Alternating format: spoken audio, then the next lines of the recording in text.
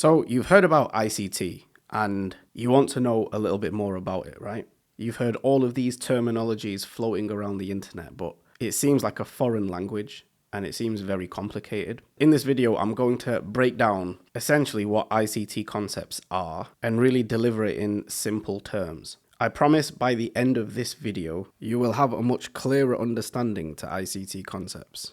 So, what is ICT? Essentially, ICT is a trading concept and it's based on the idea of computer algorithms that dictate market price.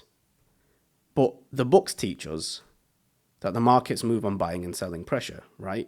It's bulls versus bears. And if there are more buyers, the market goes up.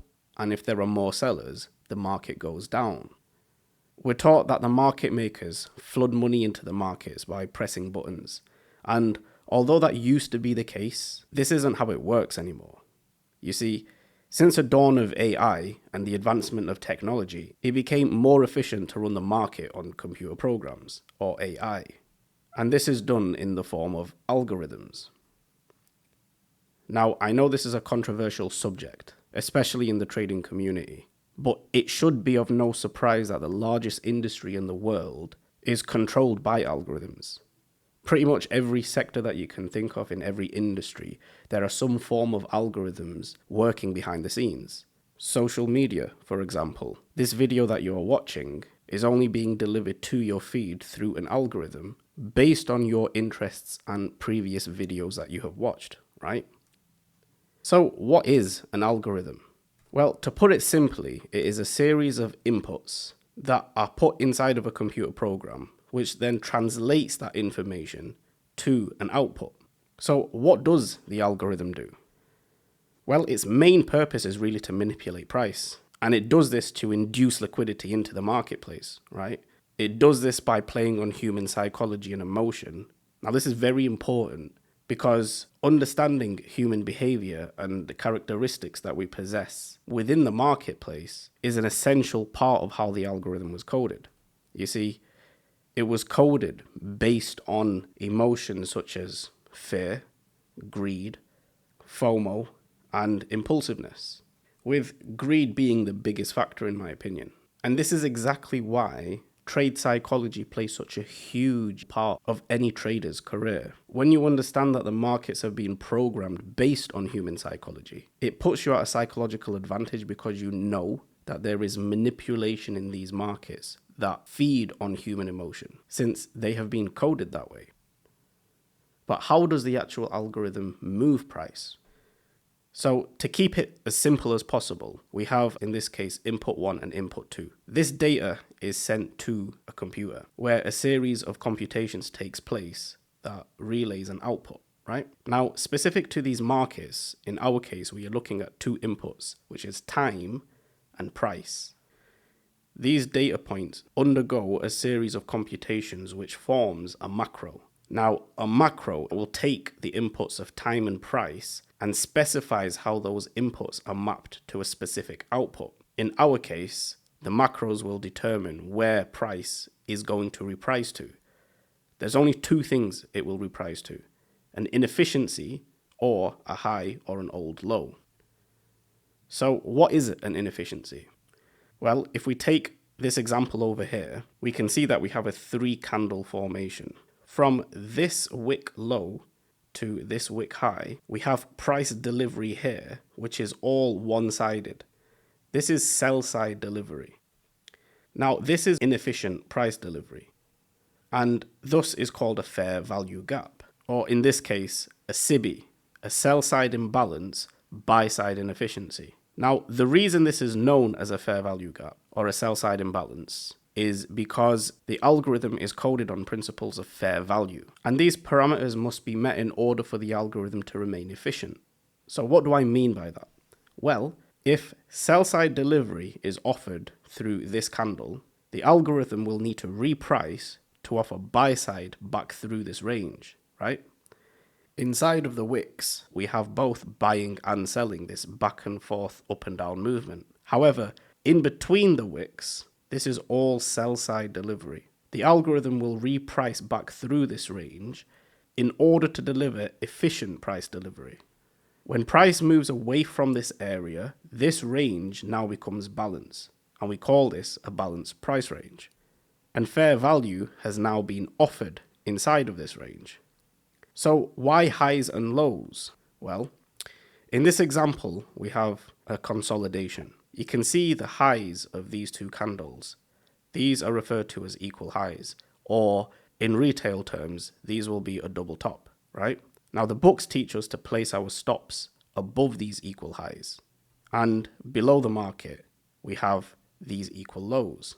Again, we're taught to place our stops below these equal lows, or this double bottom, right?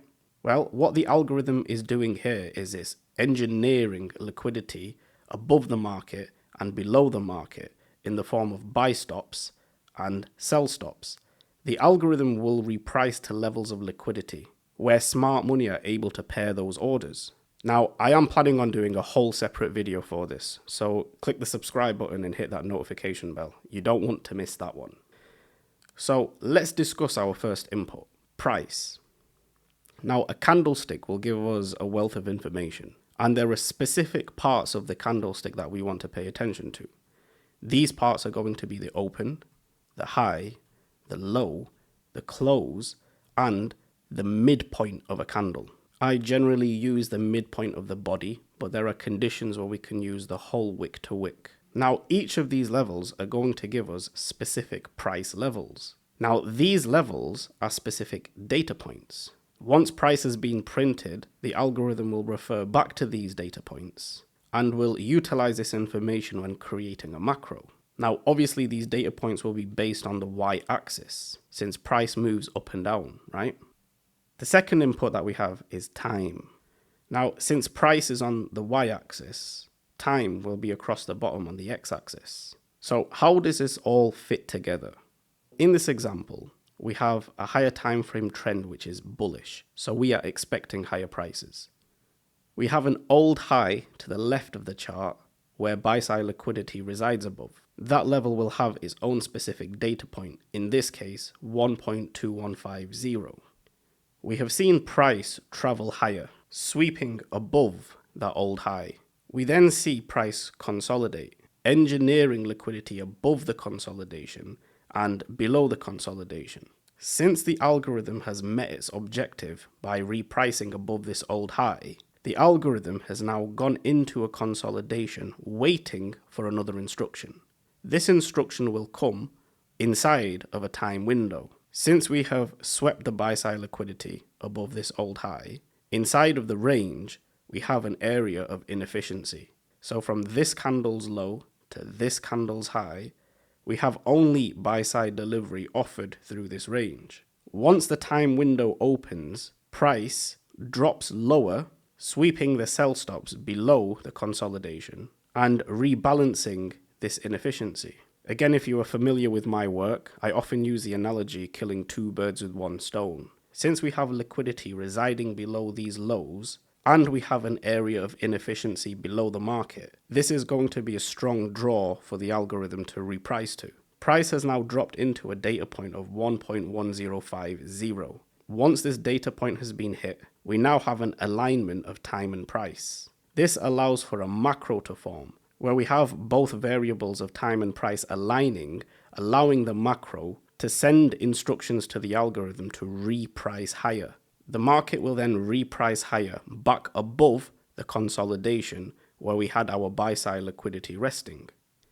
In this case, we have moved from inefficiency to liquidity. The algorithm will use data structures called arrays in price, which will act as ladders to take price from an inefficiency to the liquidity pool, and vice versa, from a liquidity pool to an inefficiency. And this is all influenced by time.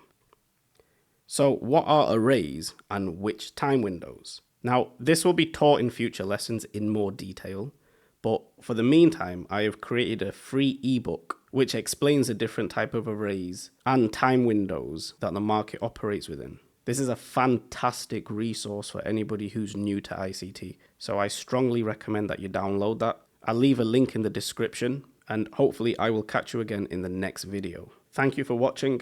Take care, guys.